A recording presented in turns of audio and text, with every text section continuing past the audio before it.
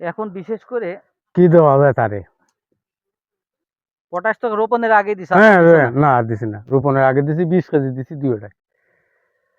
এখন এটার করণীয় হলো আরো 50 থেকে 60 দিনের ভিতরে যাবে ধান লাগানোর বয়স, 50 থেকে 60 দিন। দিন। সে সময় অবশ্যই পটাশ প্রয়োগ করতে হবে। পটাশের সাথে ইউরিয়া থাকবে, বিঘা প্রতি 6 কেজি পটাশ, মানে লাল সার বুঝছি এমওপি। কইন। আর নাইট্রোজেন ইউরিয়া হইলো আরো 8 কেজি। 8 আর 6 14 কেজি নাকি? 14 দিন। 14 কেজি।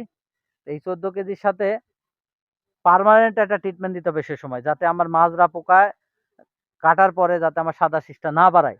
ধানের ফলন ঠিক রাখতে হলে আমাকে ওই টাইমেই আমাকে পার্মানেন্ট ট্রিটমেন্ট দিতে হবে।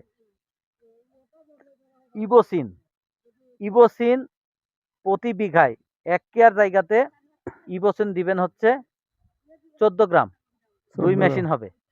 এর সাথে স্প্রে করে দেওয়া লাগে। স্প্রে কইরা 14 গ্রাম ইবোসিন, আর হলো এর সাথে দিবেন হলো অ্যামিস্টার টপ অথবা নাভারা দিয়ে আপনি স্প্রে দিবেন, স্প্রে করে দেওয়া স্প্রে লাগে। করে দিবেন। স্প্রে করে দিলে আপনার এই ধানটা রোগ থেকে এবং পোকা থেকে মুক্ত হবে, আপনার ফলন কমবে না, মাজরাটা আপনাকে ক্ষতিগ্রস্ত করতে পারবে না। এই কাজটা অবশ্যই করা লাগবে, কিন্তু লাল সার আপনাকে দিতেই হবে। একবার তো দিলাম 20 হ্যাঁ, কেজি, আবার দিতে আবার হবে 20 কেজি দিচ্ছেন 2 ক্যারে। 2 ঘরে। এরপরে দিবেন হচ্ছে 2 ক্যারে 12 কেজি, আর 2 ক্যারে 2 ঘরে। 12 কেজি দিবেন। তাহলে আপনার ধানটা শক্তিশালী হবে এবং পরিপুষ্ট হবে, রোগমুক্ত হবে, আপনার বিভিন্ন রোগ থেকে নিরাপদ রাখবে।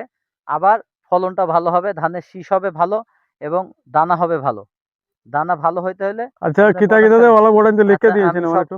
আচ্ছা আমি সবকিছু লিখে দিতেছি আপনারে। কিন্তু ওই জিনিসগুলো আপনি করলে আপনার ধানের অবস্থান ভালো থাকবে এবং ভালো হবে। এখন যে পজিশনে আছে মোটামুটি পরিমাণটা কম আছে ক্ষতির। ক্ষতির কম। সামনে দিয়ে যাতে হয় আপনার ক্ষতিও যাতে কারণে তো আপনি ডাকলাম। সামনে দিয়ে যাতে ক্ষতিটা না হয়, হয়। এই জন্য আপনাকে অবশ্যই অ্যাকশন নিতে হবে, প্রিভেন্টিভ, যাতে আপনার ধান মাজরায় খাইয়ে আপনাদের তখন লাখ টাকার ওষুধ দিলেও কিন্তু আপনার কাজ হবে না। কাজ হবে না। কাজ হবে না।